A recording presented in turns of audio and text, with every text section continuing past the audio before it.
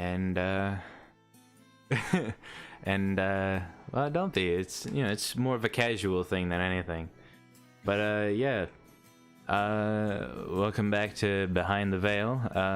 This time we have Red. Yes. So should we just go ahead and hop right into the questions, or do you have anything that you'd like to say beforehand?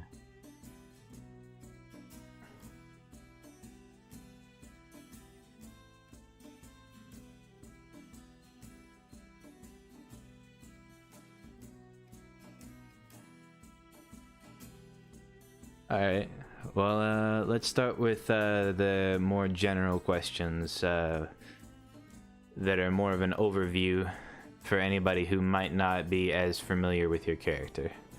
So, the first question, how would a good friend describe Red?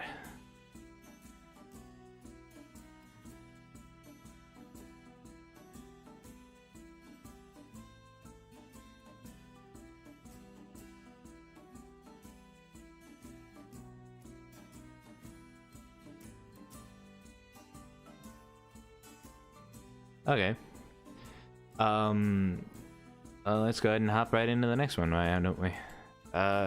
What's something unique about Red that you think people might not know?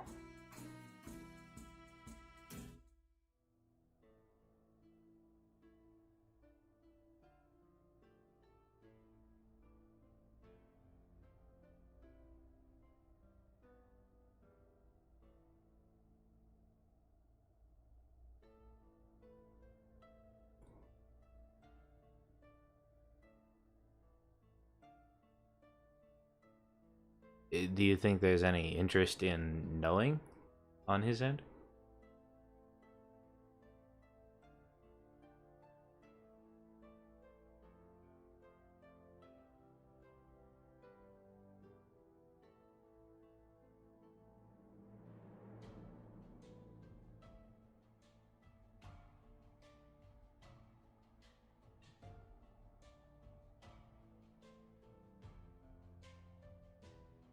That actually is incredibly interesting, and I had no idea about that. So he doesn't know anything about it. There's like no detail at all. Huh.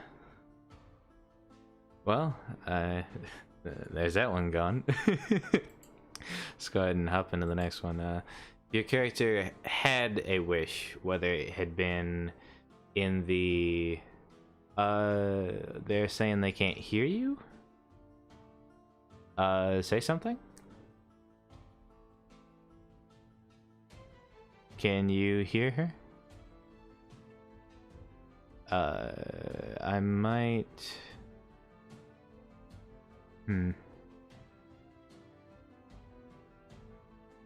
Yeah. Okay, they can only hear me. Let me figure out why that's happening. Yes, well, no, I'm not even gonna...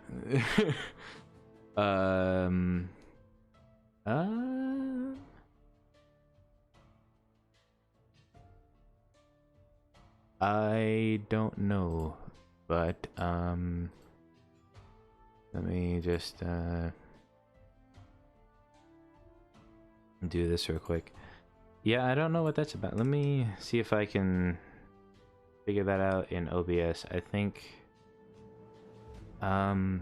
see, that's weird, because I had almost the exact same thing last time and it worked just fine. Maybe it was here. Let me try this. I'm gonna call you on in like a normal call, and let me see if that doesn't work.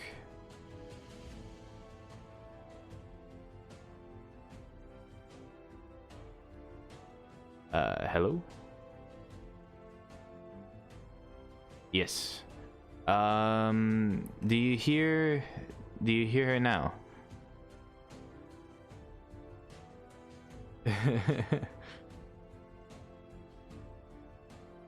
I might just need to turn you up, maybe. Oh no, I got you at 200%. Weird.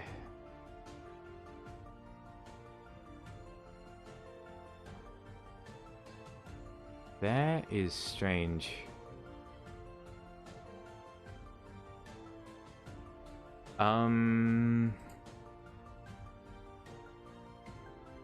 Maybe try something now? I don't think that's it, but maybe.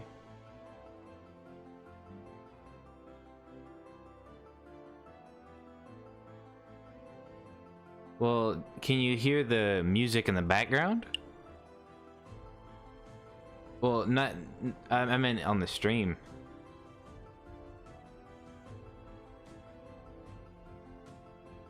Hello?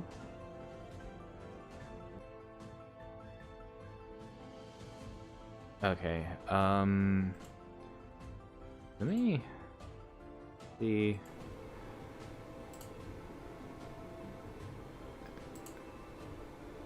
That is strange.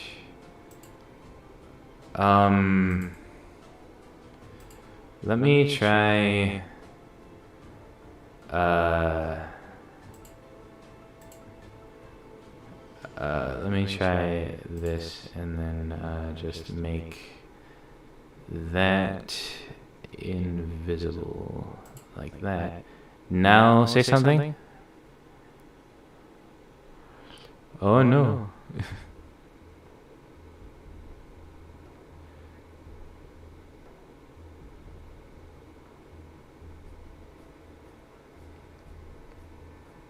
That is strange. I figured... Okay, maybe...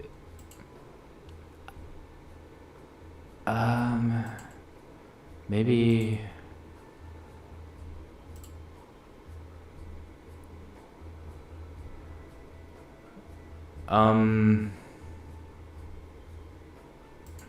Discord and come back. Wait, maybe let me try this last thing real quick. Yeah, sure. Is it working now? Testing. Hello. It's showing the thing going up when you're talking, so maybe. I don't know. Maybe now it's like. Oh, just heard. Blue can hear me. Okay. Blue. That is good. We have progress. Yes. We have made. Chimera, it's fine. You don't have to do the squeaky voice anymore. Yes, I don't have to embarrass myself. Yes. But I guess let's go ahead and do the first couple. Why is Blue saying that you've got an echo? Okay, yeah, it was the second audio capture. It was still getting nice. my mic, but I turned that off real quick. But yeah, let's go ahead and So this is the official start, okay? Yes. Not have all these technical problems. Yes. So do you want to just restate what you prefaced that with, just to? So remind me again, what was the first question? Oh no, I just meant the bit that you mentioned at the beginning. About you hadn't seen the... I would like to tell everyone that... Oh yeah, with the previous thing it was that I have not seen the last Gods and Guards session. So if there's any questions around that, I might not be able to answer, but the rest I'm good. And yeah... My character has 8 intelligence, and I'm probably close to that as well, so don't worry. Ay. Yeah, let's go ahead and do the first couple questions over again real quick. Yeah. So first question, how would a good friend describe Red? A good friend would definitely describe Red as like kind-hearted and a good fighter, but not the brightest tool in the shed. So yeah, you can like count on him, but just don't ask like too much of him intellectually. And he doesn't like standing still too long. It bothers him. Like, he wants to do stuff. Very antsy fellow, eh? But yeah, let's go ahead and hop over to the next one. What's something unique about your character you think people might not know? So, Red doesn't know his father at all. Like, he's never met him. He's only ever heard the name Redmond. And I mean, his mum won't speak to him about his dad, and he doesn't kind of dare push the subject. So yeah, he's kind of not looking for him, but is curious as to know who he is. And I forget, did you say there was some interest in it, but was just not outwardly seeking it? No, not outwardly seeking it, but him, the dad. But just yeah, he would like one day to know what who he is and what he is, maybe, or what he does. So curiosity, but not really he's not gonna go out of his way to. Nah, it's not his goal in life. It's right now he's just trying to stay out of trouble and not ruin the reputation of his mum. Yeah. Let's go ahead and hop over to the next one real quick. If your character had gotten a wish spell and couldn't use it for spellcasting purposes, what do you think Red would use the wish for? Okay, when in that session during the storm, when the wish spell came up, I was actually glad I wasn't in that session, because one of the worst things for Red is making decisions. And I think he would have chosen something really instinctual, like either something like it depends on the situation. If he was feeling like really stupid at that time, he'd probably want to be more intelligent or something like that, or he'd want to be an elf. So like he'd not want to be a half elf anymore. That kind of thing. He wouldn't be thinking big picture, so he'd like waste it so badly. Honestly, I think that would have been a much more interesting use of the wish spell. Honestly, I find that to be incredibly interesting. But But no one would have gotten any secrets, you know. Yeah. I mean, the wish spell didn't really give many secrets, but it definitely caused some problems. Some trouble. Yeah. Let's go ahead and hop over to the next one real quick.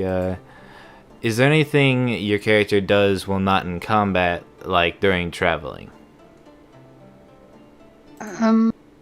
Well, it'll depend entirely on who's around him, because one thing you got to know is that Arael will adapt himself to who's around him.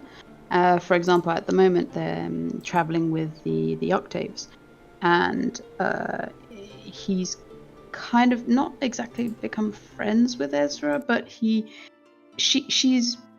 likes running around and jumping and doing acrobatics and stuff, and he likes moving around and running, and she's a lot different than the pompous high elves that probably just sit around and sing. So like he'll just, if she's up for like doing a race or climbing a tree or something, he'd probably do that. Otherwise he's just looking after his Volantes and stuff, and yeah, he doesn't have a like a passion on the side. He's not, I don't know. Do you think that while he, granted there wasn't a lot of traveling during your time with the gods and guards, but is there anything like in between, in the downtime per se, though there was a very small amount of it, that you like, do you think there would have been anything that he would have done differently during that time with the gods and guards? Yes. I think he would just always try to integrate into the group. Like if someone was doing something, he'd go over and help them. Yeah, basically that. I think right now he's too worried about what others think that he's not really thinking about what he likes or doesn't like. Okay, so not necessarily any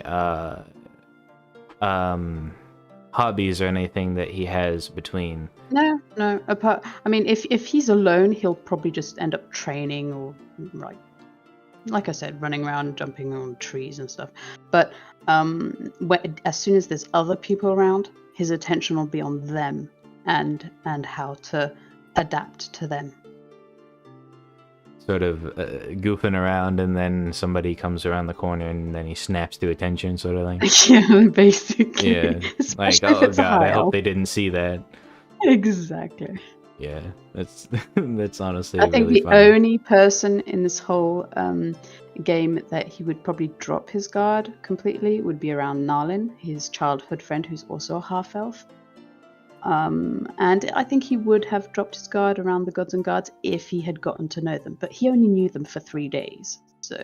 Yeah.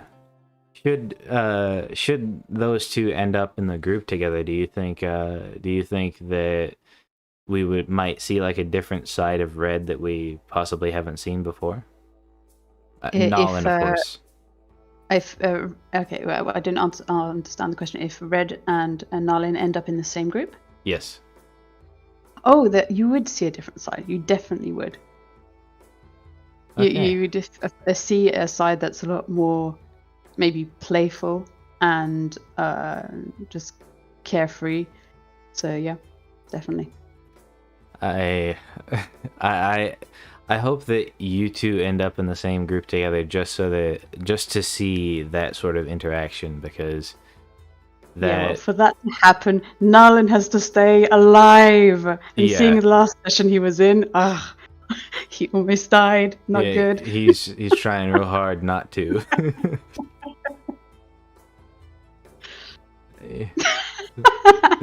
I'm just reading chat. You guys are terrible.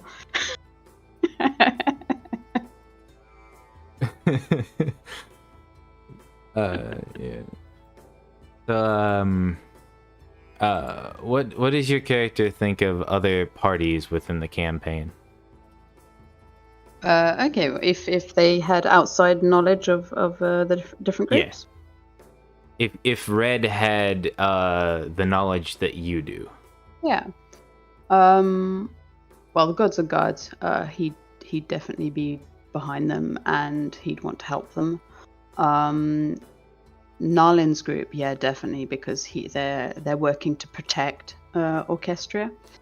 Though he would be a little bit split, let's say, about the orcs attacking, because he knows Garrick, the half-orc, and he knows he's not as bad as everyone makes him out to be. So he would have like this tiny soft spot thinking, maybe the orcs aren't as bad as they're making them out. But he would be helping Orchestra defend itself.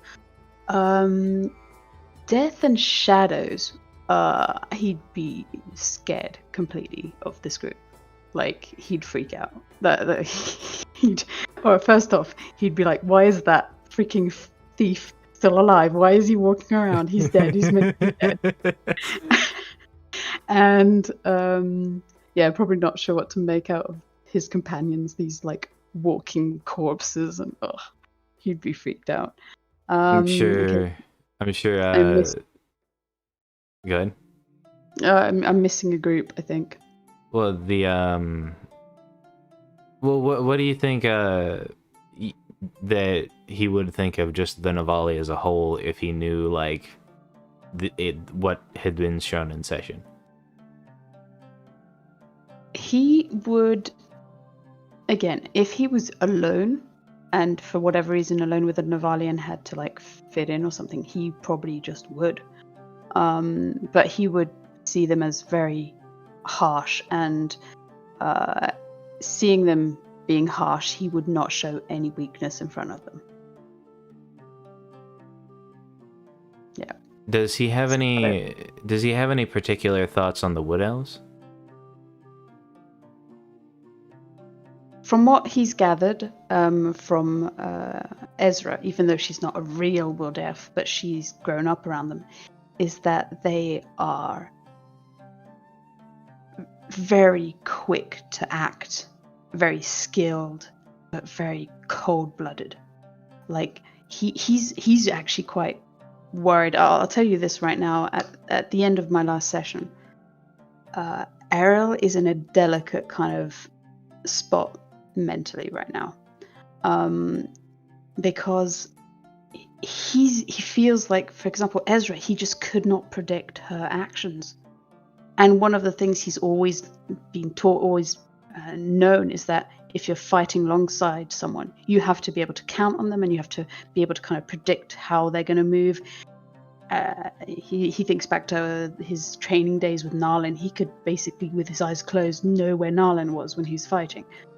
With Ezra, he can't seem to predict her, and he can't seem to predict anyone else in the group. Like, I mean, Vaso in another session, like, accidentally shot him in the back.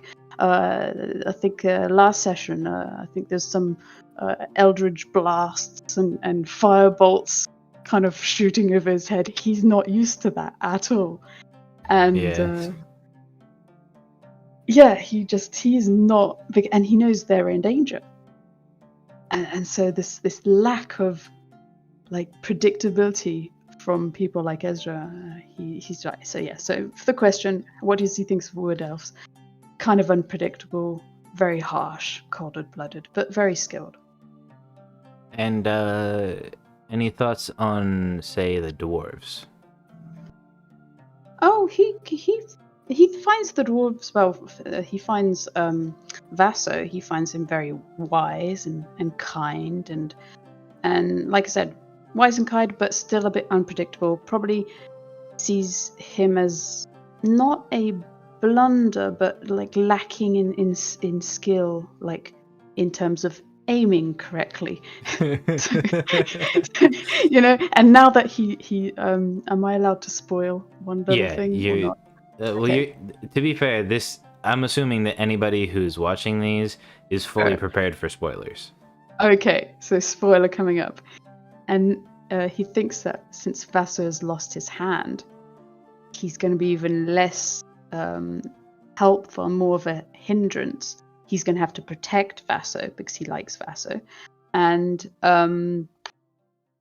yeah, so he's just like, okay, well, I've got more people to protect. This is not good. Less people to fight alongside me. Yeah.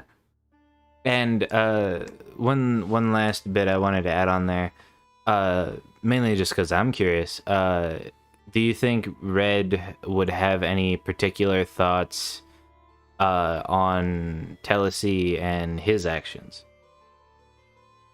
I think he would really understand Telesi. Because in a similar way, Red, he's always acting as the shield for the people in his group.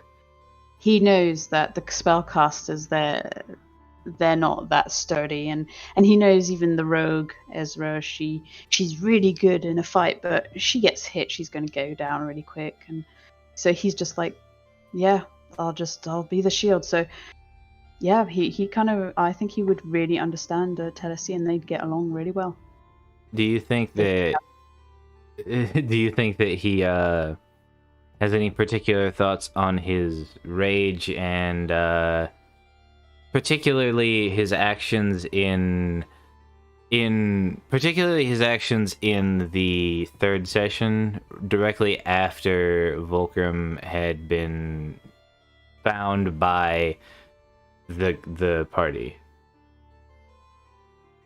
To be quite honest, I don't quite remember that part. Telesi was really angry about what? That was the part where Telesi murdered and beheaded the person who abandoned Volcrum on the beach.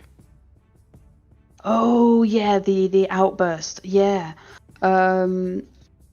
Yeah, no, I think he would also kind of understand it. Probably would not have done the same thing, but he knows that God, if any, I'm just trying to put him in a similar position where maybe someone killed Nalin or left Nalin to die.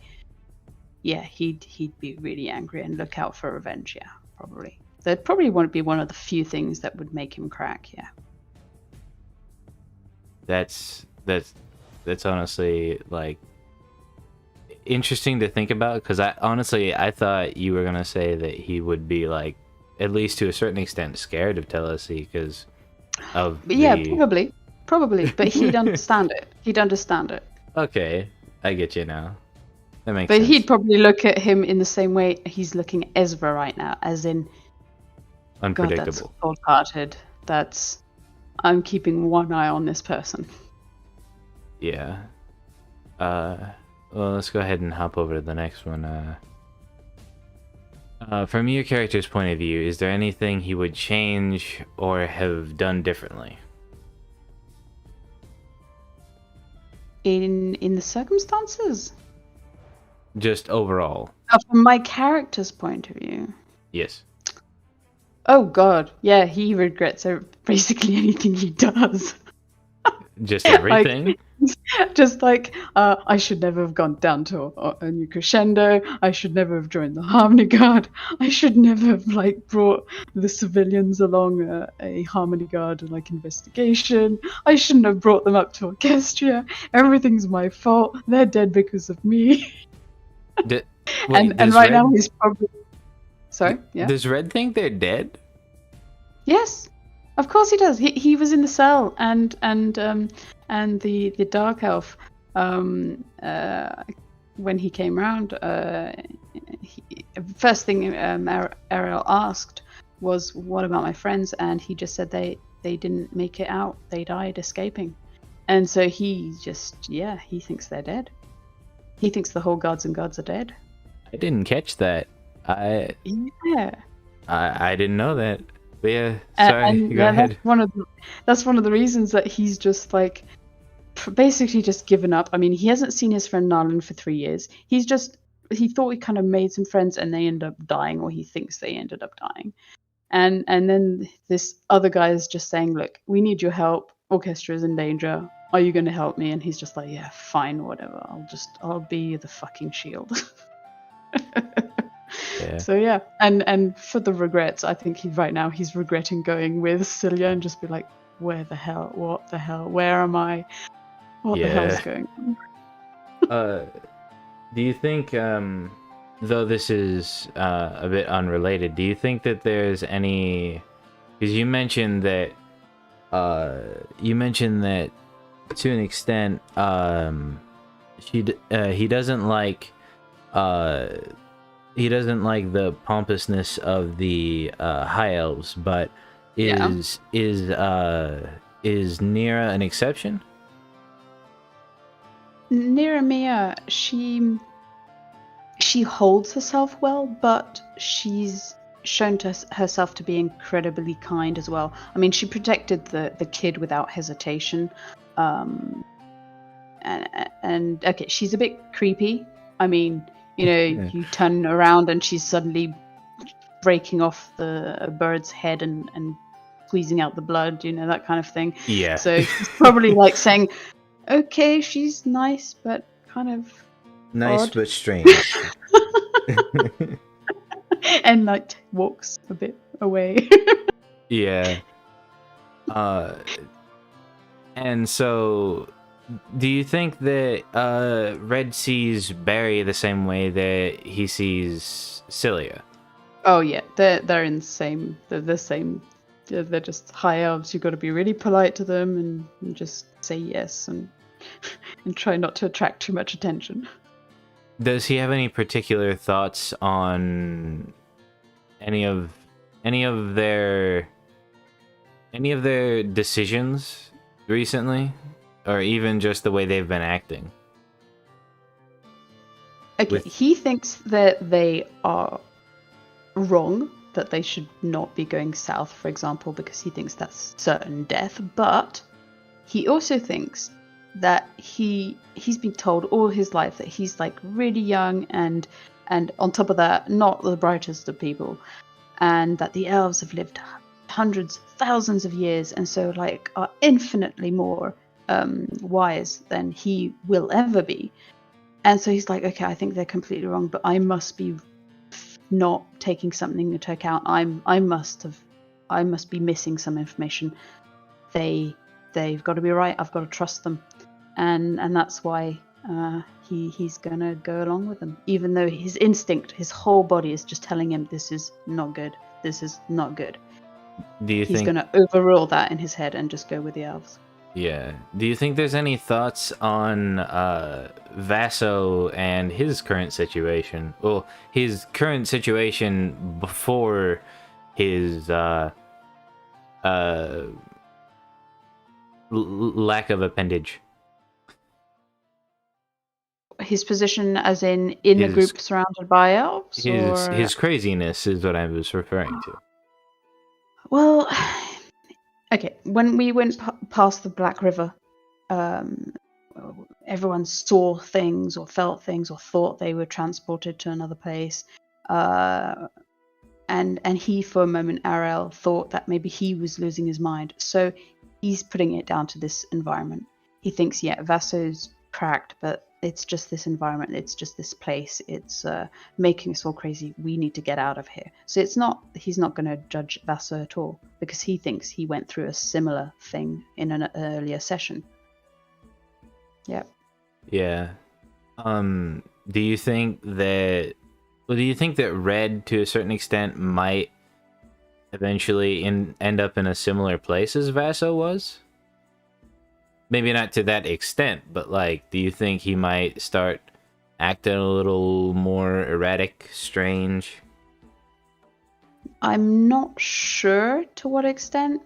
It's really weird because I am this character. I play this character, but sometimes I don't know what this character is going to choose until the moment happens. Mm-hmm.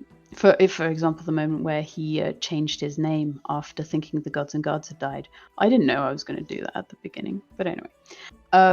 So he might crack, but not. I don't think it'll be very visible at the beginning. I think if he does crack, he's not going to want to do it in front of the high elves. And he's going to look for himself.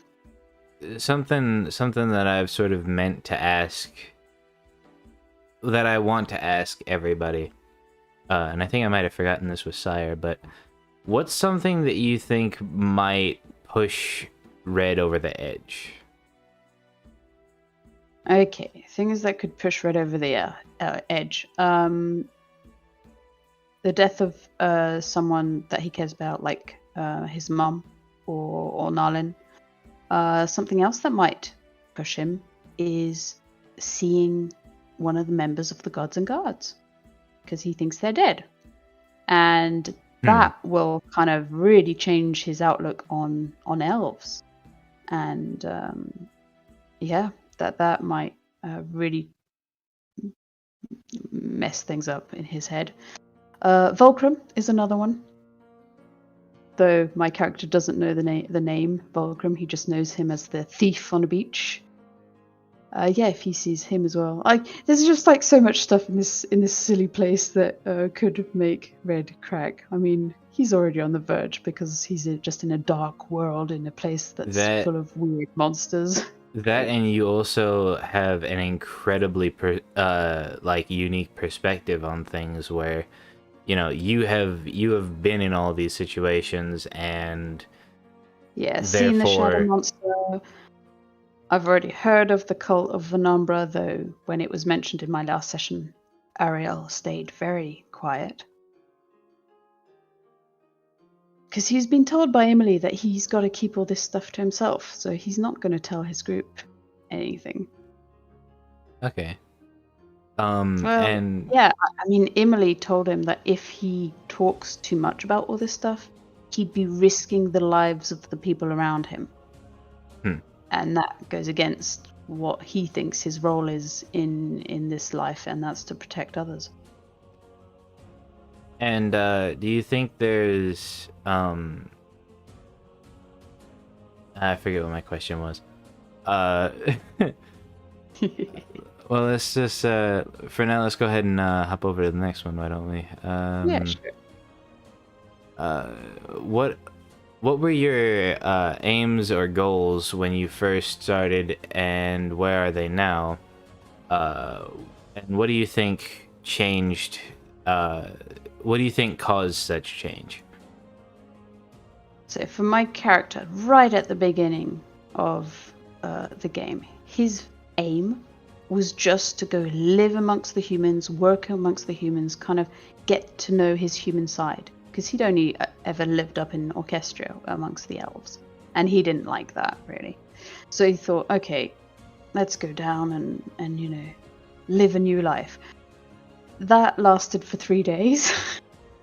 His rebellion lasted 3 days before his mum got him to promise to kind of come back and join the freaking Symphony Guard, which I'm glad didn't happen, because he probably would be dead by now, seeing how much trouble they're getting in nowadays.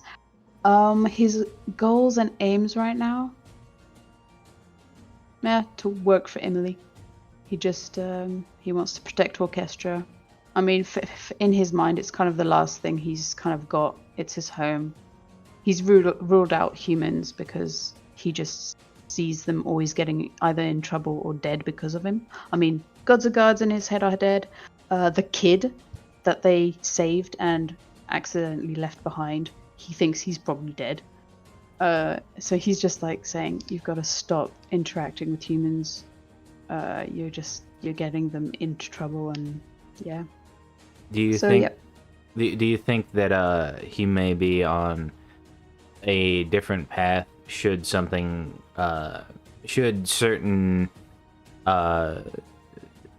turning points had went differently, such as the decision to either stay with the gods and guards or leave? Do you think if he had chose to stay with the gods and guards, how differently he would be, and so on? Oh yeah, I think there would be a lot of difference, and I wonder even if he was like taken away from the elves, would he start appreciating elven culture or something? I don't know. I've not actually thought about it before, but yeah, there would definitely be changes, because again, he adapts himself to who's around him. Tries to like fit in and be useful. Do you think there are any other points in time where there was a similar possible shift of which he could have went down a different path? Well, I'm sure, for example, in the session where I had to leave the gods and guards and just protect Celia on her trip to the beach where with the dwarven ships, maybe there could have been a turning point there where I don't know, for whatever reason, like Celia would have wanted to bring him along, but not anything stronger than that, I think. Do you think that Red regrets his decisions on that beach? I don't think so. I think it was just a reaction. It was not calculated. And I use that word very specifically because both my character and me did not calculate the shot. Because this is like one of my first D&D characters, and first time I played a fighter, and I don't know how much damage I can do with a freaking sling. So I was just like, yeah, I aim for his head. And it's also been beefed up a lot by Gambit. It originally I think a D4, and he made it a D8. Yeah, so I didn't know the stats. I got no idea. I was just rolling dice. I was the first one shocked that he was dead. The thief on the beach. Yeah. No.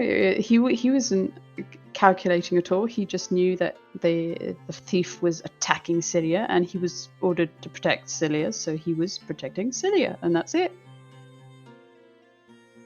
Do you There we think if Volcrum had been less aggressive, if that he would have taken a different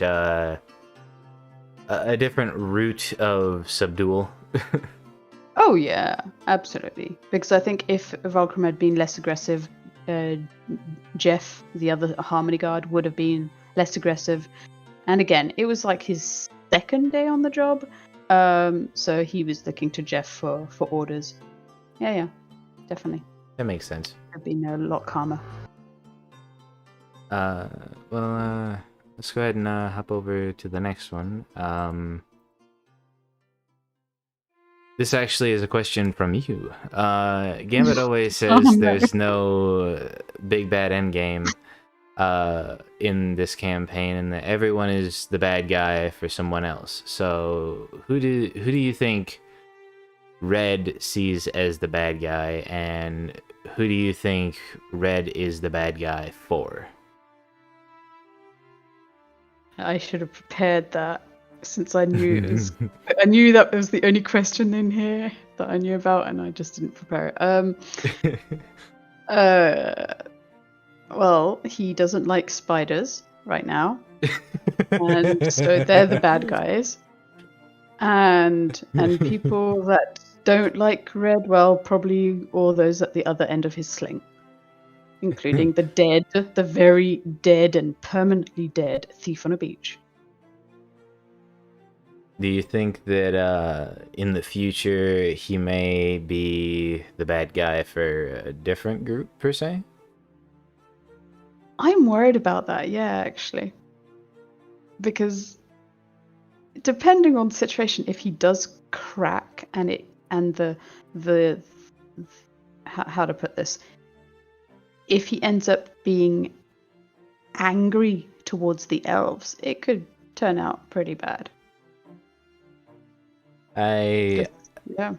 I could definitely see some interesting stuff coming out of Red finally standing up for himself and just, you know, telling the elves to, you know, buzz off, basically.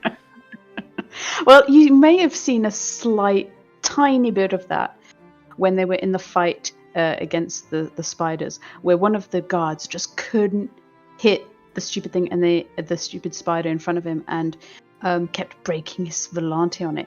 And at one point, Red turns around, kills the thing in one shot, cuts the thing in half, and just like shakes his head at the guard and like rolls his eyes back and turns away. And that's just a little, you know, we're in the middle of action. He's not controlling his emotions in that moment, and in that tiny moment, you kind of saw just like, oh, just come on. You saw how he really felt. He like judges people by their skill, and even if the elf in front of him was just like not skilled at all, and he just like let out this almost disappointment. And I think he feels he's got really mixed feelings about elves, especially the high elves. Do you think that do you think if he had, say, an outburst, not necessarily a full mental breakdown and was like changed for quite a while, that if he had an outburst, do you think that he would feel justified in his actions afterwards, or do you think he would feel guilty? Oh, he'd probably panic at one point, because like, oh my god, what have I done? But it depends how bad the revelation is. I mean, if he finds out the gods and guards are alive, that's gonna be a big revelation, and he might not regret any anger he might show in that moment. Do you think there's anything that would prompt him to maybe even become violent towards the elves, theoretically? Difficult to say, because you've got to remember that his mum is upping an orchestra, and and that's like his link to the high elves, and in Narlin as well in a way, though he's a half elf as well. But yeah, he's lived up there, so he does have this connection. It is his home. But we'll see. Like I said, I don't know what he'll end up choosing. Yeah. Let's go ahead and hop over to the last of the general questions, which is, how did you come up with your character, and how different are they from the original draft? Oh yeah, I think I was looking through Gambit's World Anvil page, and I was just looking up the different races, and I come across the elves, and just like start reading, and there was a couple of lines saying that the elves speak really nicely and calmly to people they think are of low standing, and then use kind of sarcasm with people that they consider of high standing. And I was just like, it'd be so funny to be an elf of low standing that would speak really politely to all the elves all the time just to piss them off. So that was the idea at the very, very beginning. So I was like, who could be the lowest of the high elves? Well, that would probably be a high elf up in high elf society, a high half elf in high elf society. And so yeah, start off from there, and then Gambit was like, so what do you want to be? And I'm like, I don't know, I think he'd want to see what humans are up to. And Gambit was like, oh, you want to try being a guard? I'm like, yes, let's go. I'm a guard. Do you think? And he's a bit different now. I mean, I don't think he's being polite to annoy the elves. He is right now being polite because he's kind of scared of half elves. High elves. Oh, I keep saying half elves. Do you think that you could have ever foreseen him going Eldritch Knight before? Oh no, absolutely not. I chose a fighter specifically because there's no magic, and this was my first D&D character, and I'm like, okay, I'm going to do something simple so I don't have to learn what freaking spell slots are. And I'm doing a fighter, and I'm just doing the one that doesn't have any magic. And then Gambit puts me up against a shadow monster, and I need magic to kill the fucking shadow monster. And so, well, Red decides, okay, I need to learn the stupid elven magic. Great. I think it's interesting that now that he's got a separate connection that isn't necessarily elven magic, now he's finally starting to get some magic. I think that's very interesting. Yeah. I liked as well how Gambit put me with Cilia while I was at level 2, so it had no magic, and so I could kind of role play the whole, okay, he's got to learn, and I've got to roll to see if I'm concentrated and following Celia's lessons. It was fun. That's actually a good question from Paradox. If Red had chosen to stay in Orchestria, do you think Royce might still be alive? Well, of course. I mean, if I was in his group, I would have taken all the hits and still survived, while Cedric would have killed them off, and I'm sure Narlin would have still danced around. But I need to beat him at something.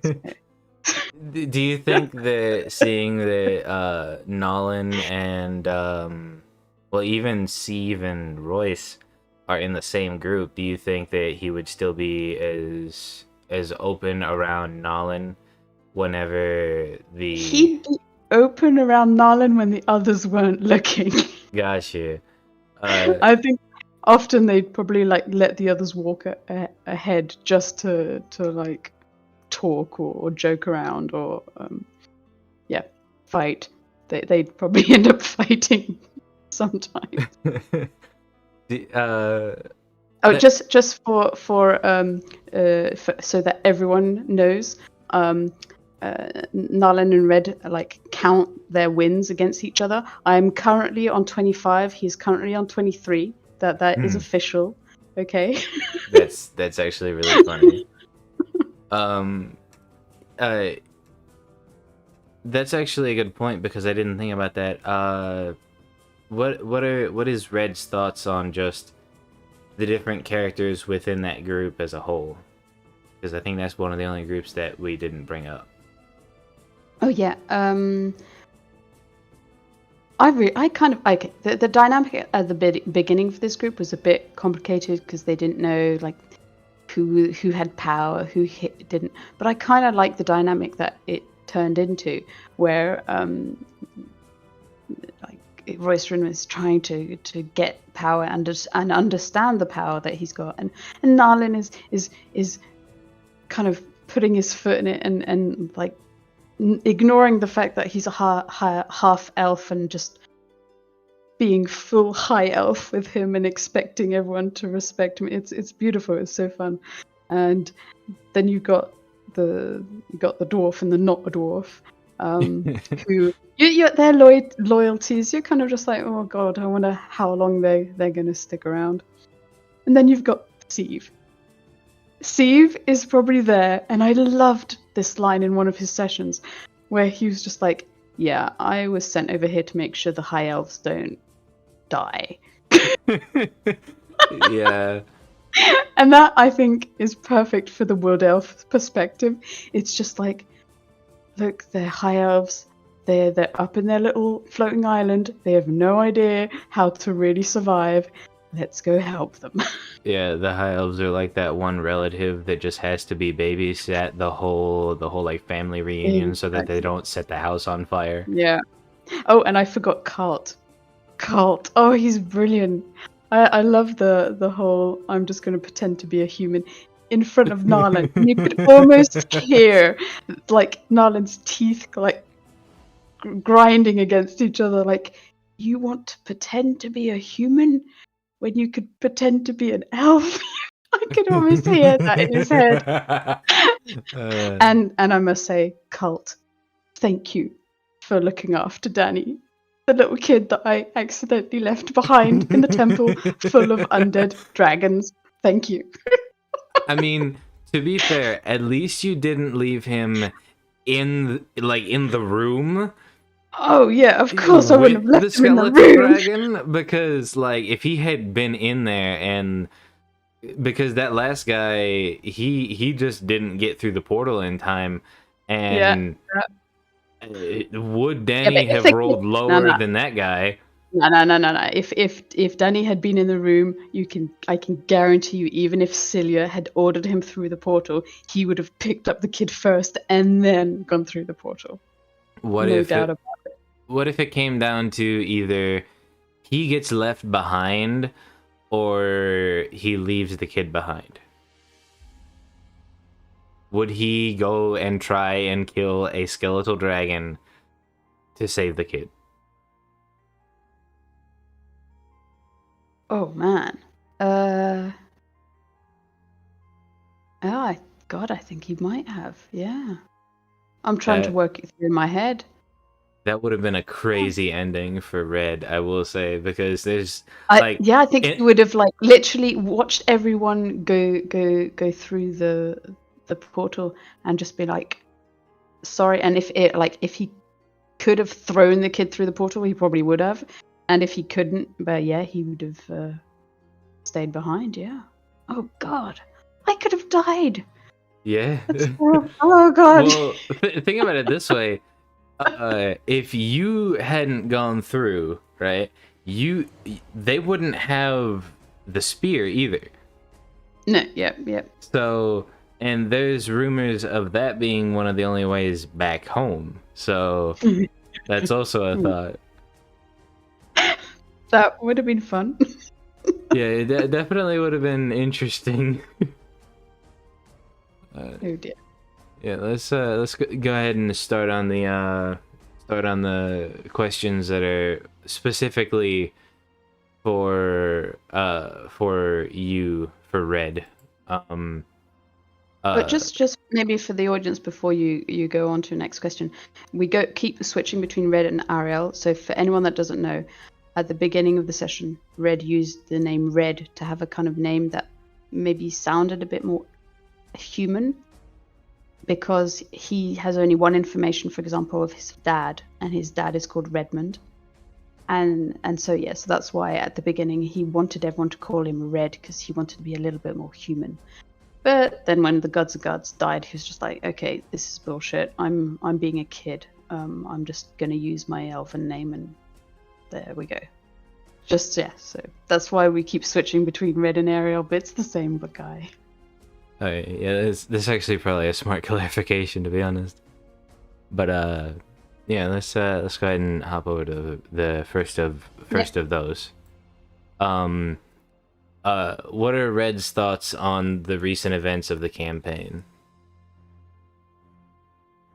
Oof. In character knowledge? Out of character as well. Oh god, out of character, it's crazy. It's completely wow. You've got events that are so unpredictable happening, and you're starting to get ideas and seeing connections between the groups, and it's really fascinating. In character, I think Arael is very scared. Like, he can feel death approaching. He knows that he's in over his head, and he's meant to be the shield for this group, and except that this group, I don't know, you have 50% chance of getting damaged by the group than by the monster. So he's just like, how am I going to survive this? I'm never going to survive this. So and yeah, he doesn't understand all this magic thing going on, like seeing the dead thief in a vision twice now. Just like, why am I dreaming of this stupid person?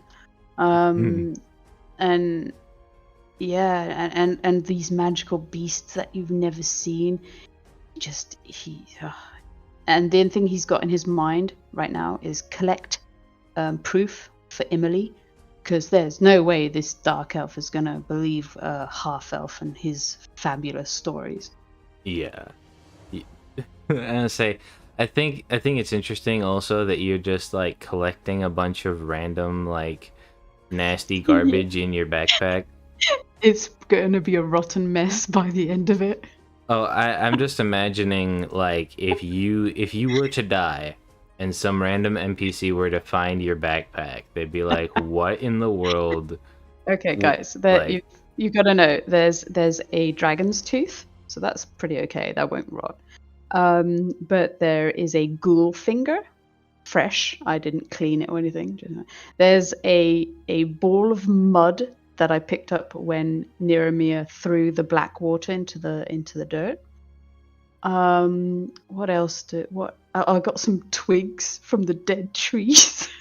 Don't ask me. I just pick up stuff, okay? And I'm sure I've got other crap in my bag, but that's already pretty good. Oh wait, yeah, and I didn't cut off the head. I picked up the Drider's head and wrapped it in spider webs, and it is now hanging from my belt. What can I say? I'm a collector. I'm just imagining the image of like your bag from behind, more than likely, like whenever you're walking away from somebody, they're just seeing like Ripping. brown and red stains, and then just like a hanging Drider head. Just like, you can't what see it's in a the head. world? It's wrapped in thick spider webs. No one knows it's a head. Either way, it's a big hunk of spider web hanging off of your belt. Details. Yeah. Is there any particular thoughts of your characters on, say, even some of the more recent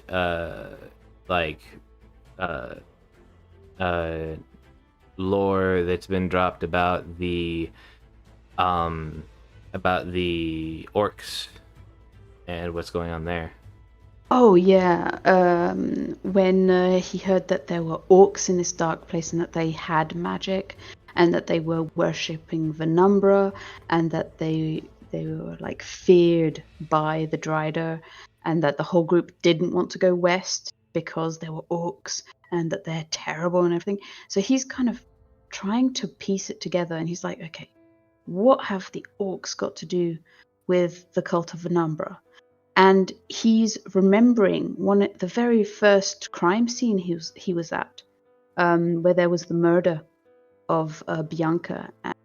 So for information, Bianca was part of the cult of Venumbra, and at that scene there was some black orc blood, and I don't think anyone remembers that, but I do. And so he's got this in his head. He's like, okay, Venumbra, orcs, but they are over here in the Darklands. But why did I see orc blood and Venumbra back in our lands? What is going on? And then there was talk about like twirly whirlies and portals, and he's just like thinking, fuck, they've found a way. There is a way between these two places.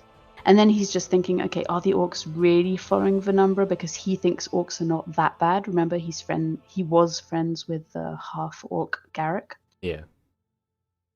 And so he still doesn't think orcs are 100% bad. He really doesn't. So, yeah. Do you think if he knew about the, like, out of character, if he knew about the up and coming news of what's happening with the orcs and the orcish army that was apparently marching east, down to Orchestra. Yeah, theoretically. Do you think that he would have any particular thoughts on that?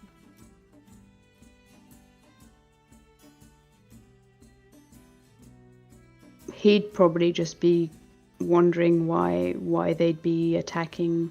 I mean, I don't think he's got enough history or knowledge to maybe think that they're invading, or that they've come from from the dark world.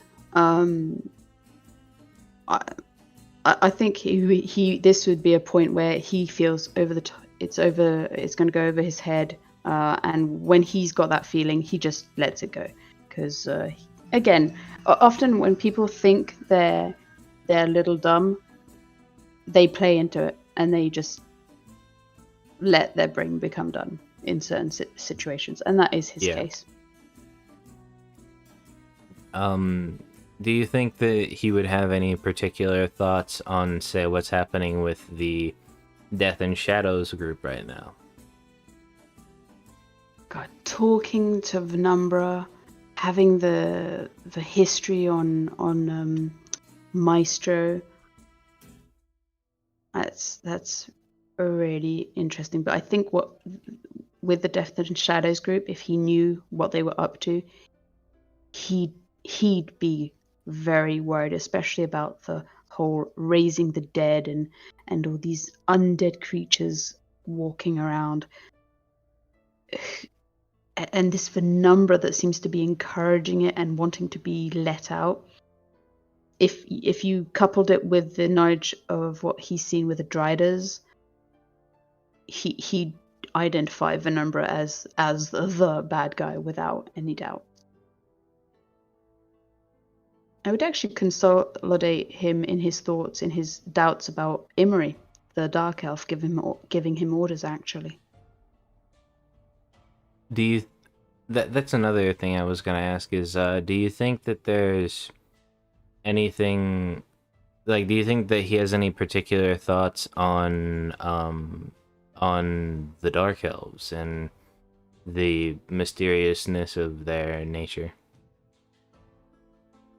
Well, the only thing he knows about Emily right now is that when the gods and guards were all trapped in the cells, Emily was like, okay, I'll talk to Lady Alta and I'll see what I can do. And he sees that as Emily trying to help them. And then later, when the gods and guards in his mind were dead, Emily was there saying, look, just pick yourself up. there is a job for you. We need you to help. So he sees Emily as just, he doesn't understand Emily yet. He doesn't know who exactly he is, but he thinks that he wants to protect Orchestra. And since he's like too upset to really go into the details, and he's not the type to roll in insight checks, really, he's not. And so he just believes Emily. And since Emily is the only dark elf, the only dark elf he had seen at that point, he just like, okay, they're elves, they're dark elves, but they're still elves. And he's kind of treating them in the same way as high elves, but maybe with just a little bit more suspicion right now. But when he saw the dark elf in the dark lands, he thought to himself, oh, maybe I could get more information. Do you think that he has put any thought into the possibility of Lady Alta, or even maybe just high elves in general, not knowing that Emily is a dark elf? Seeing what Emily told him, he doesn't want to take the risk. He probably thinks to himself, maybe Alta knows, maybe some of the very high elves know, and they're all working together. But he's definitely not going to take that chance, and he's not going to mention it to anyone. I think right now he thinks he is alone in this, completely alone yet. Do you think that he actually, this sort of calls back to a question that Paradox put in chat, which is though he flavored it a little different. Do you think that Red may eventually embrace the darkness?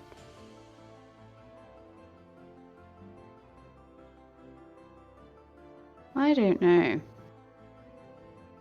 Again, I think it will depend entirely on what happens in-game. Like, I do not plan at all I don't even know what spells he's going to take next level. I've got no idea. It'll depend entirely on the game. If important people of his around him die, maybe. I'm not sure. I know I'll adapt to whatever happens in game, and I'll have fun with it. Do you have any hopes per se for the campaign? Well, just your current situation as a whole. I would very much like to live.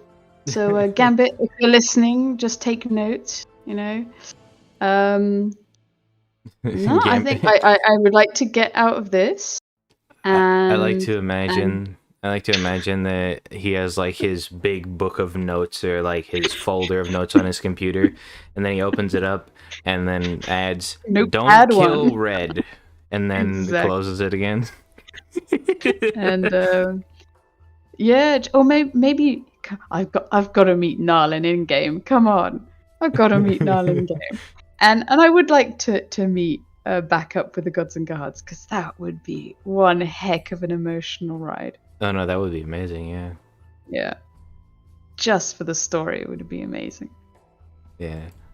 But yeah, let's go ahead and head on to the next character specific question, which is I don't remember who this came from.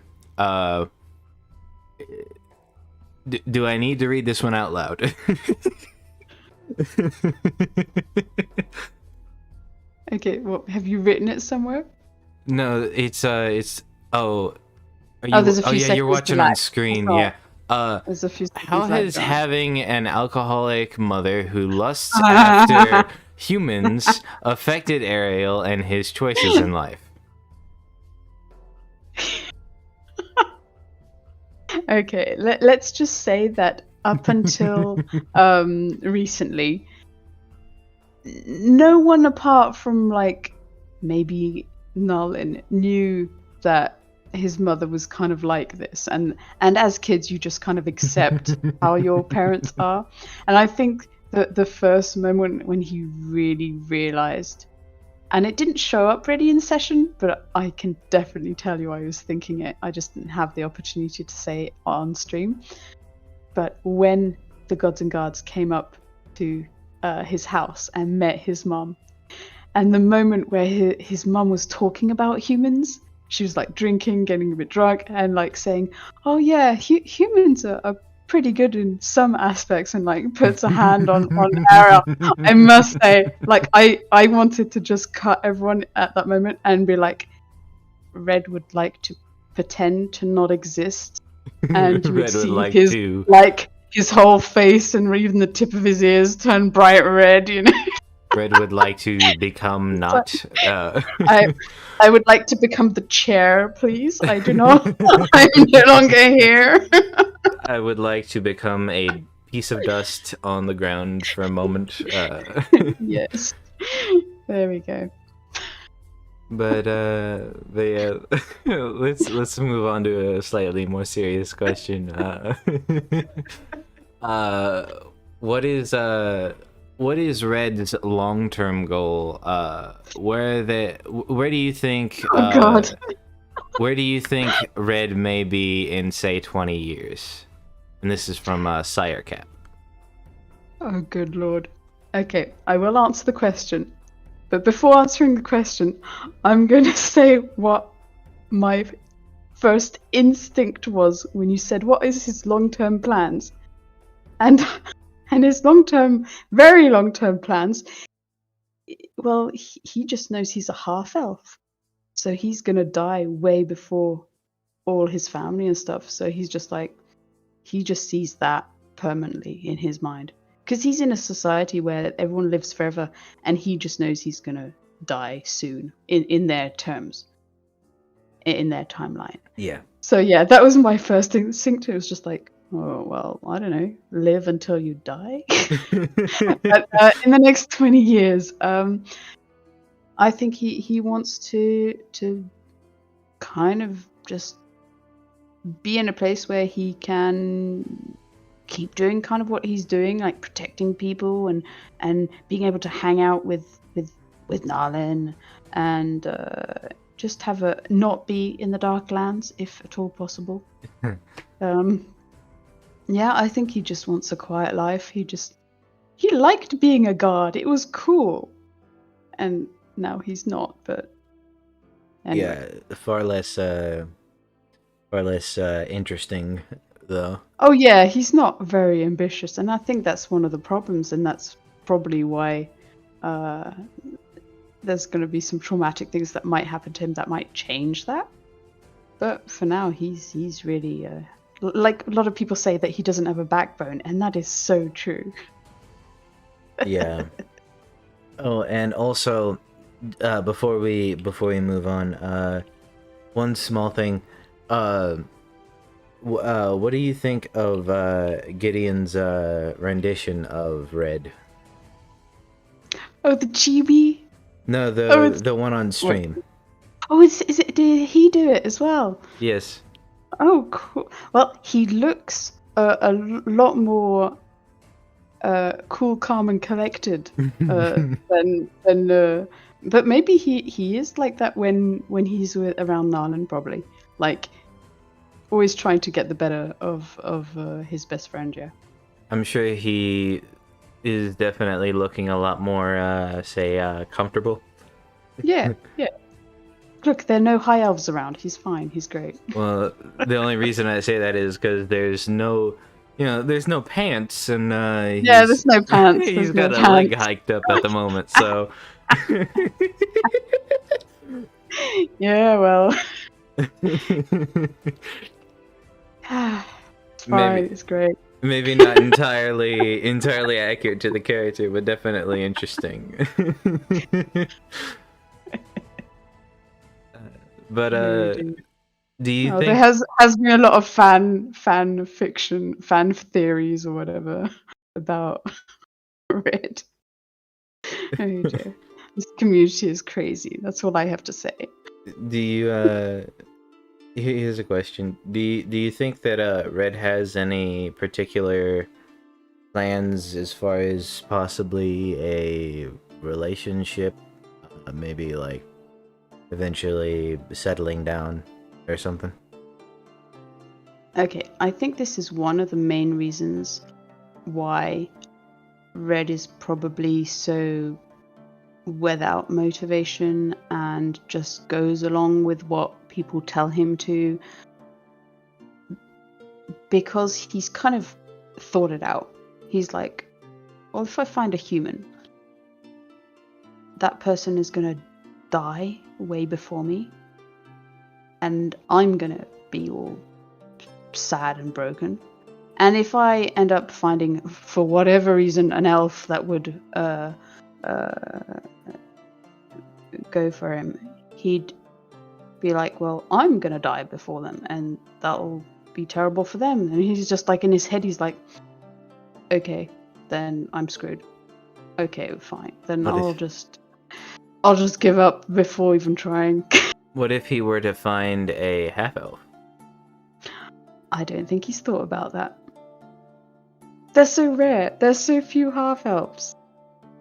In this campaign, there's actually, what, like 3, I think? You, Carl, Yeah, Nolan. He doesn't know that. There's like so many humans and so many elves, and only other half-elf he knows is Narlin. And yeah, they've known each other since kids. I think that would be interesting if Red were to find another half-elf. Because it is sort of that perfect, beautiful mixture of like humans where they still have like that, that like sort of thing where it's like, without death, life is meaningless sort of concept. But then they also have the long lifedness of elves as well. Granted, not as long, but... Yeah, but I think he hasn't thought about that at all. Yeah, about that option. Could be interesting. Yeah. Yeah, let's go ahead and hop over to the next one real quick. How does Red feel about the silly gods now that more information is coming to light? This is, again, from Sirecap.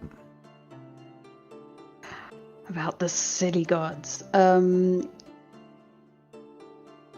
Okay, Arael's been brought up amongst elves who believe the gods exist but don't think they really intervene much. And Arael has seen that there seems to be like people worshipping a certain Venumbra, and then he keeps hearing this name and the cult of Venumbra and the whole people now following the cult of Venumbra. And he's just like, who is this person? He's not sure. I don't think he thinks that it's a god. He's still undecided. But there's a lot of things going on that he doesn't seem to understand. But he believes the gods are real. I mean, he's been told they're real.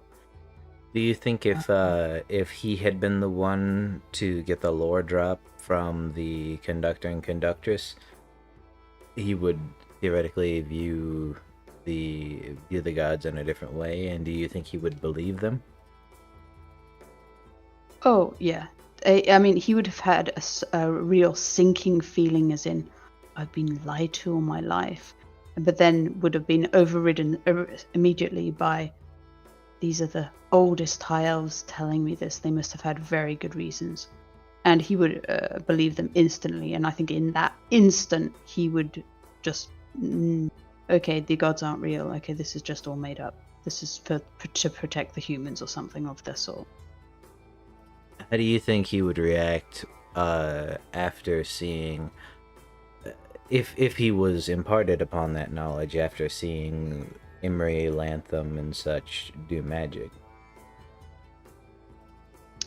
Yeah, because then he'd think, well, the elves certainly don't get magic from gods, so they must just be getting their magic from elsewhere.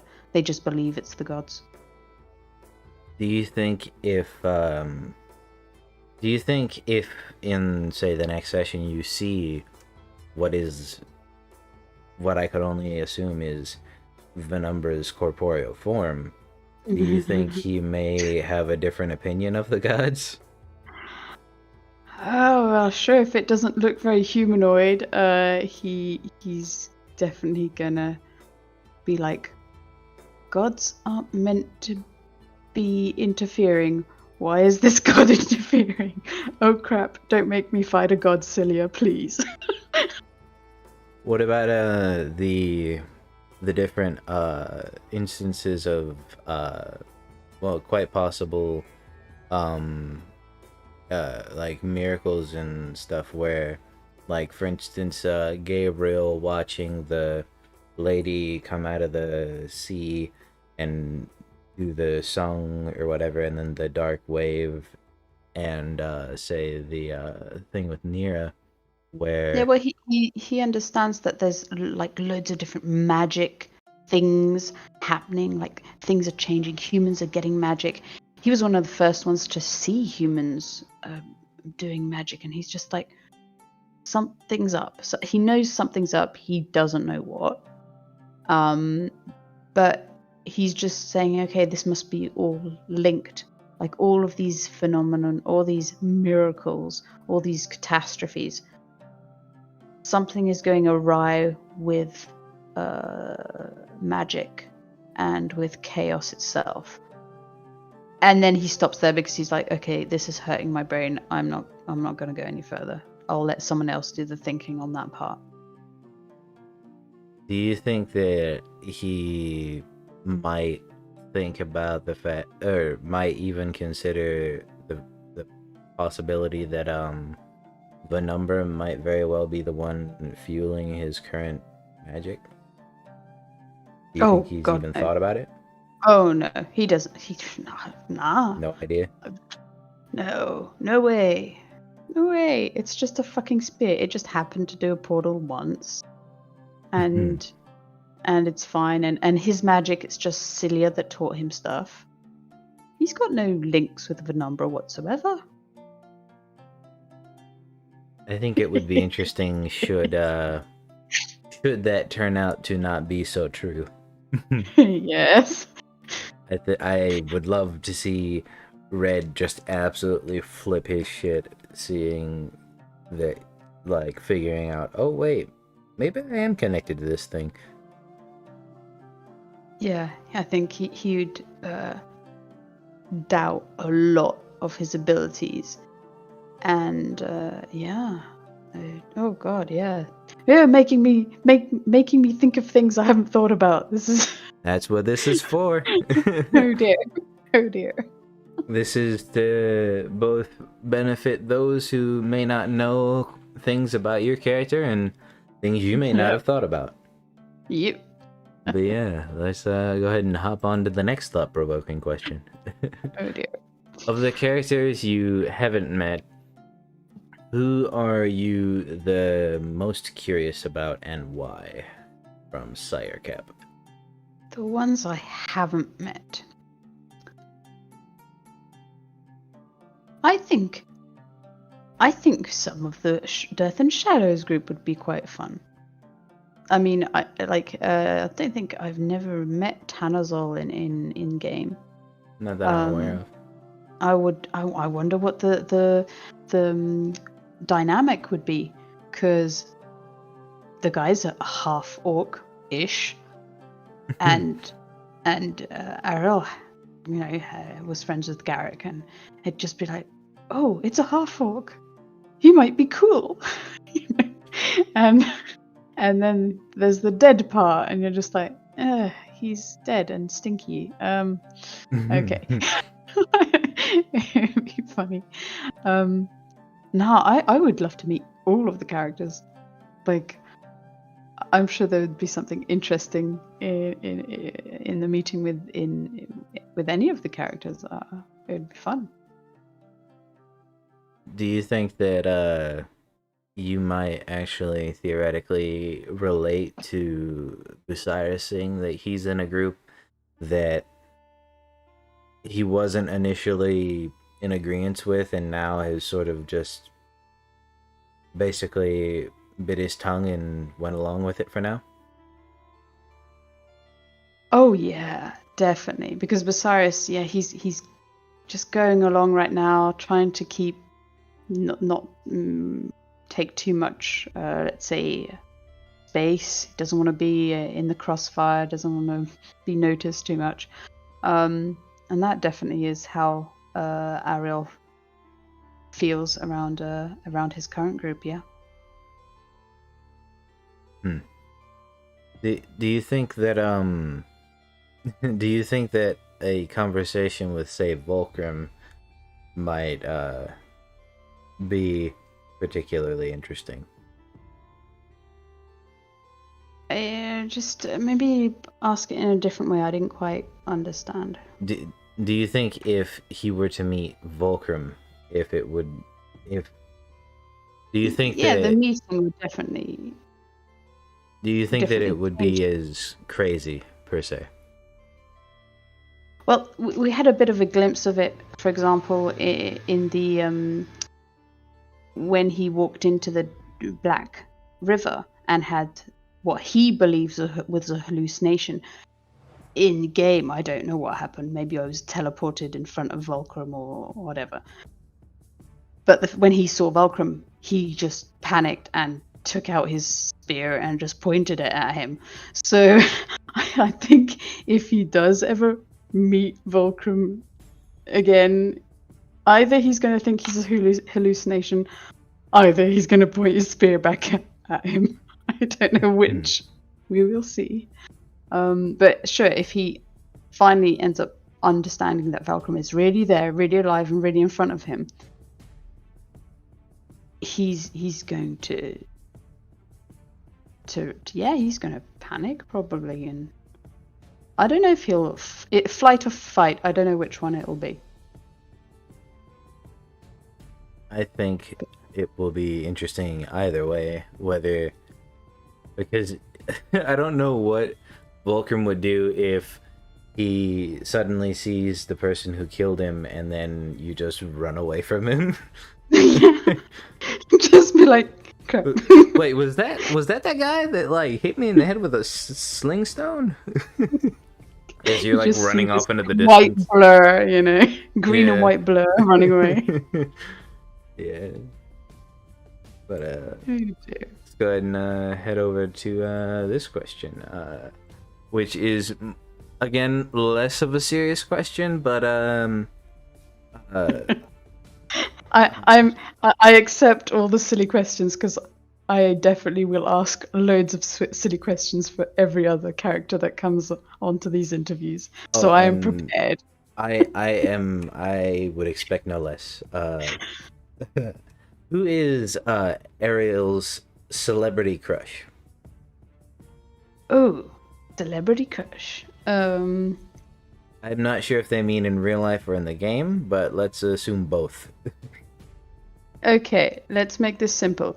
In real life, I don't remember celebrity names at all. I don't like I'm really bad at that, so I'm not going to be able to give you any examples.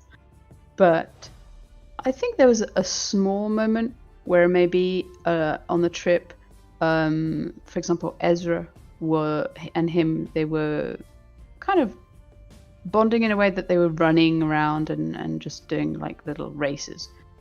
And maybe for slightest of instances, he was like, oh, she's really cool. She's not like the other elves. And then he saw her cruel, cold-hearted side, and it was just like, okay, nope. I'm gonna die if I approach her. He saw her rip the throat out of somebody with a Volante. And it was just like, man, maybe I shouldn't do that. So like sticking your hand into a bee's nest is just asking for trouble, you know? Yeah. Yeah.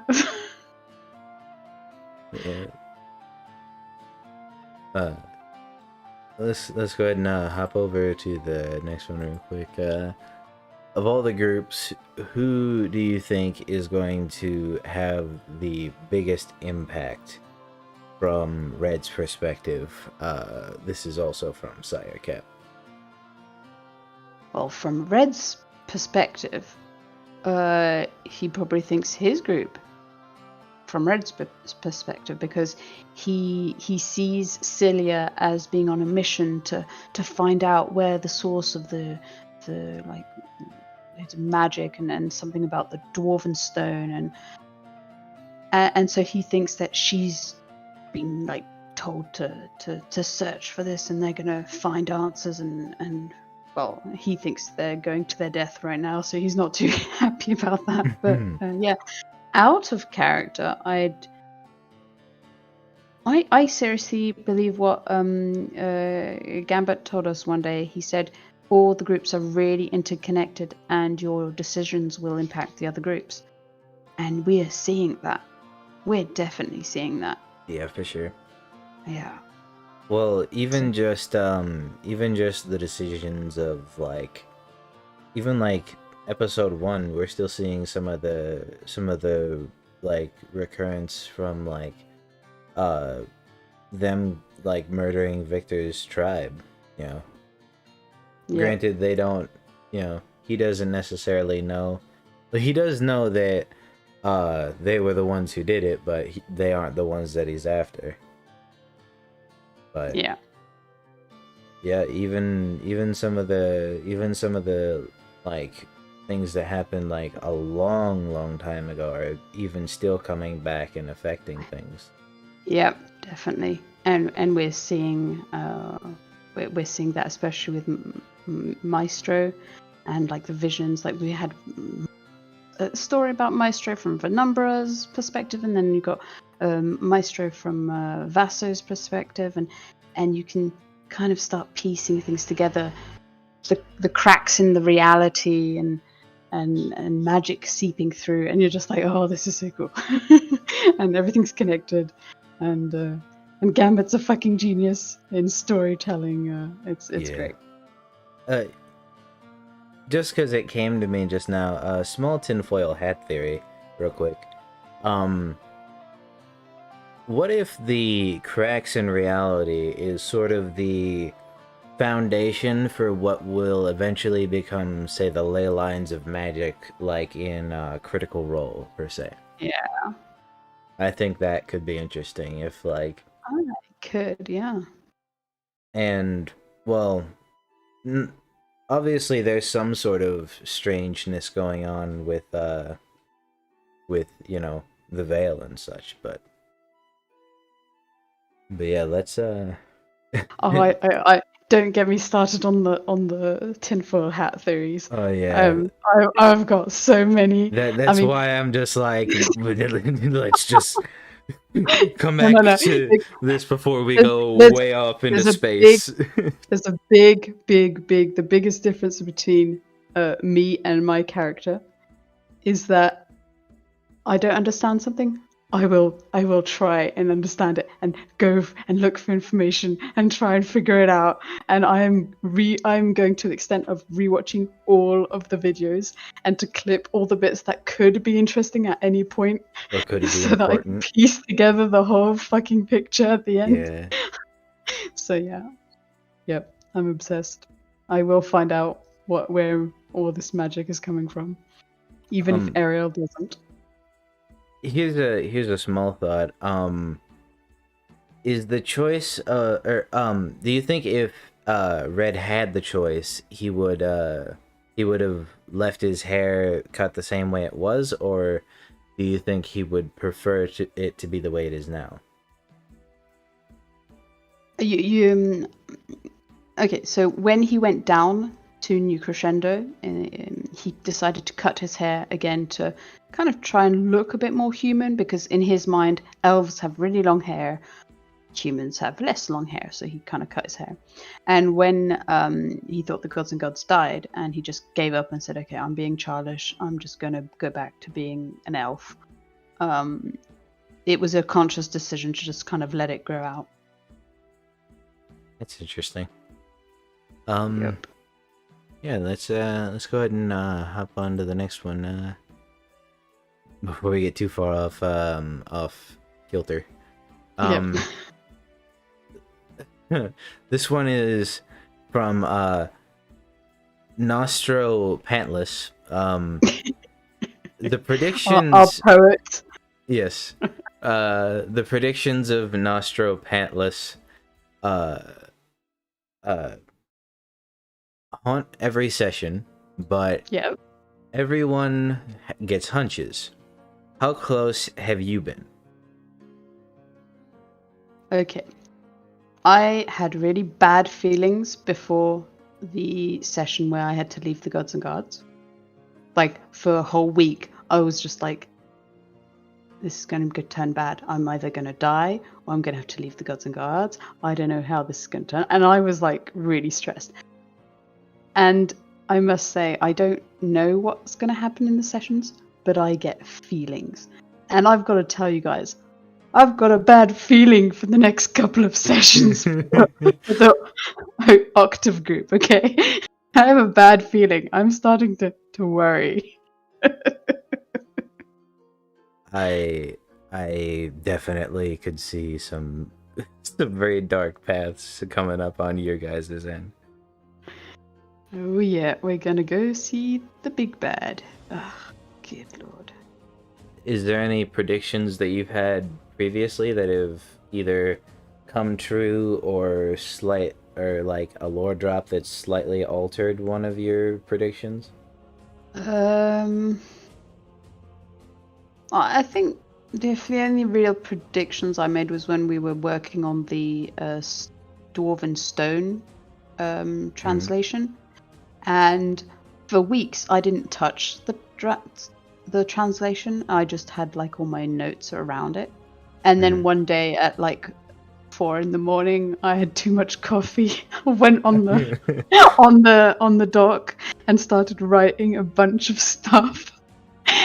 And then, like a couple of days later, Gabriel was like, "Oh, I don't know who wrote in red, but you're really spot on." And I'm like, "Whoops, that was me." But that was purely coffee-driven. I don't know. So you think your coffee-driven madness is what led Yeah. you to the Oh yeah, answer to definitely. the dwarven puzzle? I just like suddenly understood stuff. I was like, yeah. Oh, the dots are connecting. I can see Exactly. everything. I can Exactly. smell colors. So yeah. That's funny. I don't have any theories right now. Well, I do have actually a lot of theories on Venumbra and the prison and the crystal and stuff. So yeah, I do have theories. Here's actually one that I came up with. Red seems to have a connection with Volcrum and possibly Venumbra. How does he feel about this? So he has no idea. I mean, out of character, about once a week I ask a Volcrum to give me my stone back. That's amazing. And, in character, Arael doesn't. I mean, he was just protecting Celia from this stupid axe thief. He accidentally killed the guy. Oops. Okay, well, let's just leave the body there and let's go. He didn't even bother looking for the stone because it was like stuck in his head, and I was like, oh god, I'm not. You know, I can find myself another stone. And then I think then he's had like one vision or dream when he was up in Orchestra and there was Volcrum up, this thief I should say, up on Orchestra, and he's like, okay, why is this dude here? And then the second vision where he thought he was going mad. So I think he's starting to be like, why is this guy in my head?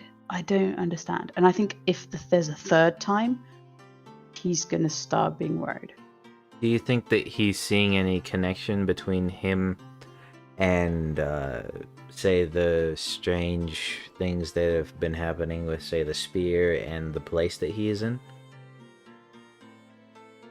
Oh, he doesn't think there's a connection. I think he just thinks he's accidentally there. Celia's told him to hold the spear, so he's just being a pack mule on that end. There is he has made some kind of connection with the spear, like he's noticed that even when it's not in his hand, he feels he it could be in his hand, and that's his fighter power to be able to summon his spear back in his hand because he's bonded with the weapon. But that's about it. But he probably thinks that is coming from the spear rather than himself. Gotcha. So he thinks that more than likely this is some sort of like enchanted item, possibly? I don't think he knows that enchanted items are even possible. Maybe he just thinks it's this place or the fact that he dropped it in the Black River. Right now there's so much chaotic magic happening, so much unpredictable things that right now he's in over his head. Gotcha. Let's go ahead and hop over to this next one, which is with Red being in a group of people he doesn't seem to like, do you think he may leave them should he make it home? Okay, I had this thought the other day, and I was like, what would happen if for whatever reason Arael was just a bit away from the group and a portal suddenly appeared and he could see Orchestra on the other side? And he would be like, he had the opportunity to walk through that portal and go back home. Would he go, or would he like call out to the others and stuff? And I for like half an hour I was like, shit, what would he do? Because he doesn't feel good at all right now. He really thinks they're gonna die. And I came to the conclusion that he would call out to them, but not before like approaching and kind of hesitating with like wanting to go through this portal just to escape. Yeah, well, seeing the literal hellscape you're in at the moment, I wouldn't blame you. Yeah, but like even if they do find their way back to Orchestra as a group, he would probably go straight to Emily and just do whatever thing Emily would ask him to do. Yeah. So, if nothing traumatic happened in between, which will probably happen. I was gonna say there's always the chance of something crazy happening in Red, possibly having a bit of character development, which may change how he acts whenever he gets out.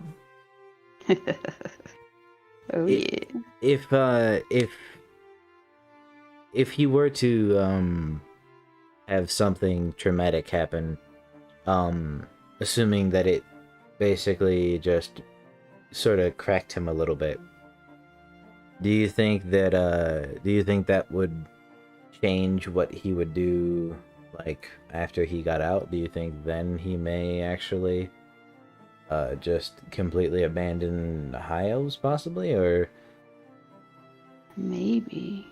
Again, it really depends what the other players do. Imagine something terrible like Zelia decides to like abandon Arael for whatever reason to save everyone else's skin or something, or even just her own. It might put things in perspective for him. It's so going to depend on the situation. I can't predict at all what's going to happen. Do you think to a certain extent that may have already like started to propagate, seeing that in the last fight she did everything in her power not to fight the Drider up until she was basically forced to? Yeah, he definitely feels that his whole group is unpredictable, and how can you fight alongside people that are so unpredictable? Yeah. It's quite difficult at the moment. Yeah. Let's go ahead and hop over to this last question right here. Ooh. In such a bleak situation, what keeps Red going? I think despite the fact that whenever he sees long term, he just sees his early death compared to everyone else he knows. there is this like little spark of life that just wants to keep going, wants to keep burning. He likes life. He likes joking around with people, and he's only really had one friend, a long-term friend, and that's Nalin. I think he would have become good friends with Garrick, and generally, if he's not surrounded by people where he thinks he's going to be judged all the time, he's going to be really joyful and just he does love life. So I think that's what just generally just keeps him going. Just he thinks people are good in their souls, and yeah, he just wants to not die. So it's sort of that hope that maybe if he makes it out, he might get to a happier position. Yeah, he just wants to live a fun little life, and right now it's not fun. Yeah. Right now it's a little scary, you know, like Yeah, a little dark. Needs a bit more color. a little spooky. Here's a question, just because I'm kind of curious. Seeing that everybody saw that little bit where they were transported back to the Sonopran Forest temporarily.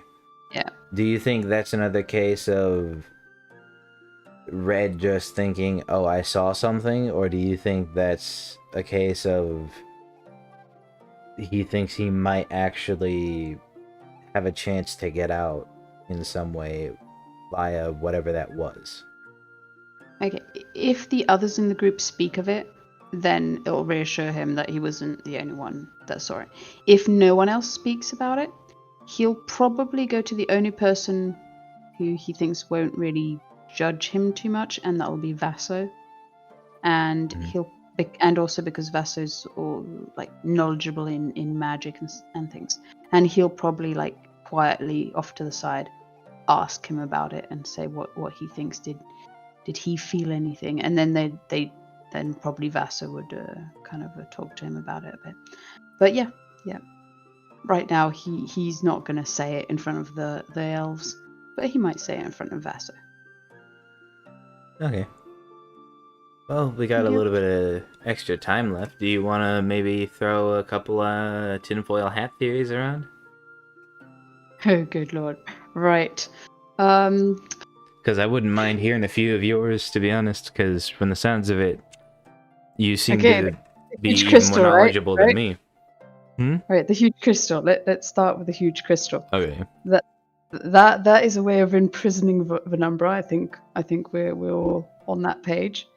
And maybe the vision that we saw with Vaso, I don't know whether it's the first moment when Venumbra was trapped, or if it was the Venumbra's first escape attempt. Remember in Death and Shadows, Venumbra said, I think it was like 1,000 or 3,000 years ago, there were cracks and I tried to escape, but the guardians kept me from escaping. And I'm not sure whether Vasa's vision was the first moment of imprisoning or Maestro gathering up what had escaped to put it back in the crystal. It's 50-50. I'm really not sure. There's actually a pretty decent question from Paradox. What's your favorite character art so far? Okay, there's gonna be a war going on because. Oh, I'm sure. Just this answer is going to affect your friendship with multiple people. Paradox, how could you? Okay.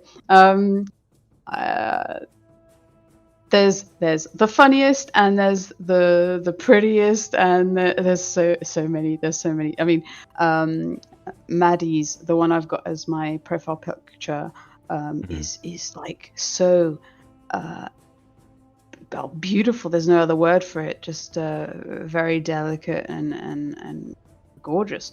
And then there's the chibi. Oh my god, I laughed so much when with all the chibis. I love all these chibis. They're brilliant. What other art pieces have there been? There's been like the kind of the stylized ones.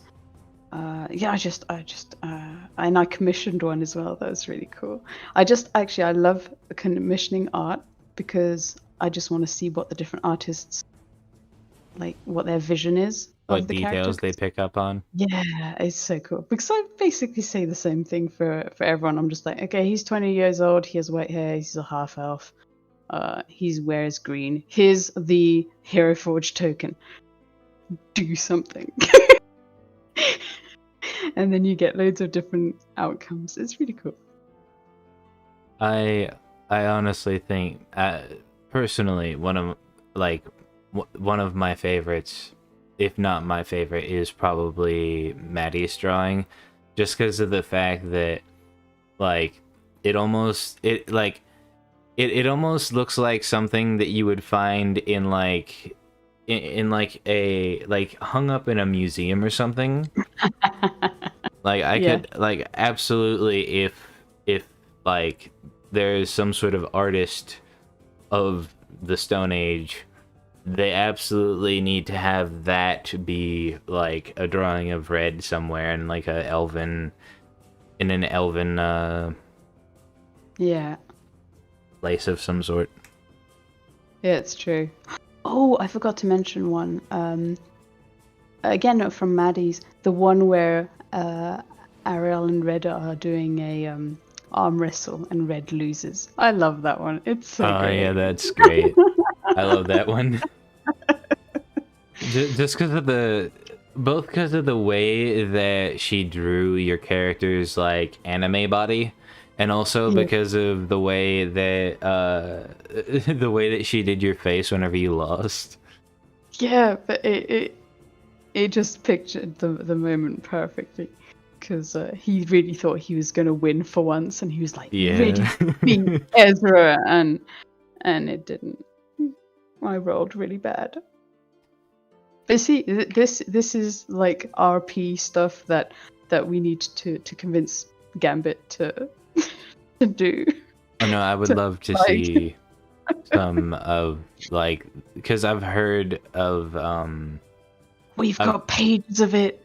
It's so bad. Yeah, We've got pages of RP. I've heard of some of the talks of the crazy stuff that you guys have like worked on and looked at and stuff, and like the conversations. But it's almost like an alternative reality, so we haven't put it into the session at all, because right now they're not friends at all.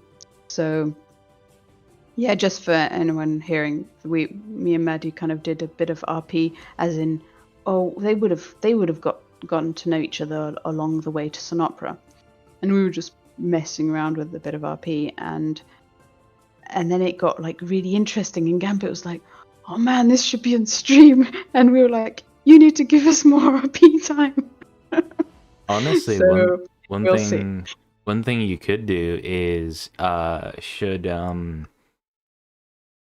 any of it become relevant and Gambit decides that it's canon, you could like pre-stream, like go in and record some of it and then play it during the session, and then have like a flashback sequence sort of thing. Yeah, that would be cool. That would actually be really cool. Yeah. Or even I stopped doing RP because at first I was doing it just because, well, it was fun. But I always thought, okay, I'm going to do some non-serious, non-deep subjects. Like literally one of the RPs was just, right, Ezra, you want to play hide and seek? I mean, it's fucking hide and seek. It's nothing serious. And we ended up talking about like her past and stuff. And we're just like, whoops, we better stop. So we're putting RP on hold, because we know as soon as we start doing RP, it becomes interesting, and we should keep that for the stream. And I've done that as well with Garrick, and we've also said, okay, we need to stop, because we need to keep it for the stream. One thing that I found interesting was with the recent occurrence of what happened with Royce. Azarian thought that, because I was talking about how I might even get back into the campaign soon, and he was like, "Oh, well, there's your in," and I was like, "Yeah, but I was talking about getting back into the campaign before he died, so like, like maybe, but like, I don't see how you draw that conclusion out of that." Oh dear. It's Also, like, I have a question for you. oh, okay. When is your interview gonna be?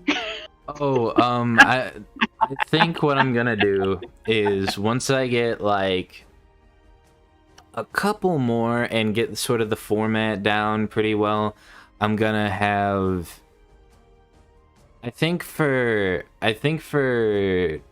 Tella, I'll have. If Gambit's up for it, I'll have him do that one. If not, I'll have Gideon. And then with the next guy, I think I want Gideon to do the next guy. Ah, cool. Because I think there will be a few interesting perspectives he might have and a few interesting questions he may have. Ooh, well, I can't wait for that. Yeah, I have thought about it, and I think I'm gonna also do some of the people who died early, especially like Theo and well, now Royce. But you know, like granted he's not dead anymore, but Anazal, you know, I do want to do him. Yeah, there's just a like I'm literally, I have like 15 different sticky note folders of just like every single one is a different person. If I come up with a different question for a different person, I'm like, okay, here is a entirely new sticky note folder. Let's start like pasting questions here, you know, and then the general questions are just the same. You can count on me to ask all the silliest questions you can imagine. And I would expect no less. Yeah, just tell me who the next person is, and I will come up with some stupid questions. I don't have any guarantees, but I think it's either gonna be Imri, and I think there's a good chance it'll be Imri. Oh. Anazal or Carlt. And I'll have many questions for Cult. Oh, my first one being, why did you forget the kid? To be fair, you forgot him first, so yeah, I know. I know. Yeah, but yeah, that's the beauty of it. That's why I'm allowed to keep asking. Oh yes, absolutely. And I love the fact that Gambit is thinking about making, or maybe not thinking about making it your like catchphrase for the thing, but I think honestly that would just be so funny just to have like this epic thing, and then like a phrase pops up on screen, "We left the kid," and then like, because to anybody who's never seen the stream before, it's gonna be like, huh? What? Yeah, well, we left the kid, and what a tangled web we weave is gonna be like your guys is like calling card. Wait. Oh, yeah, I was going to say, I didn't say tangled weave. No. Thing. I'm not smart enough to say that. I think that was Vaso. Yeah. What a tangled web we weave. Now I go, now I leave. That was such an amazing line. Said in front of the bard. And yeah. I think the bard like died right there. Oh, and the fact that well, to be fair, I think it may just be because they haven't gotten the chance to like express feelings yet, and also you know, of course, Barry's. 1 second. And of course Barry's gonna be quite you know, upset because he's tired and his Volanti is broken. But Yeah. like Lumi straight up died, and he like was like, yeah, yeah. Like I'm sure there's gonna be some sort of like man, that sucked or something. Like I'm sure that there's gonna be something there, but like so far it's just been like, oh yeah, Lumi died, but my Volanti. Yeah, I love Barry's attitude to Valanti's breaking. It's the funniest thing ever. But yeah, since we just hit 2 hours, is there anything you wanted to shout out? Anything you wanted to, you know, add at the end there? Oh no, just my usual thing of you can find me on Gambit's Discord, and if I accidentally ban you, just message me because it means I've dropped my phone again. That goes out to you, Azarian. Yeah. I think we'll end it there. There's nobody online that I know, so Sure. yeah, I'll just go ahead and end it. Yeah. Bye bye. See you next time, everybody.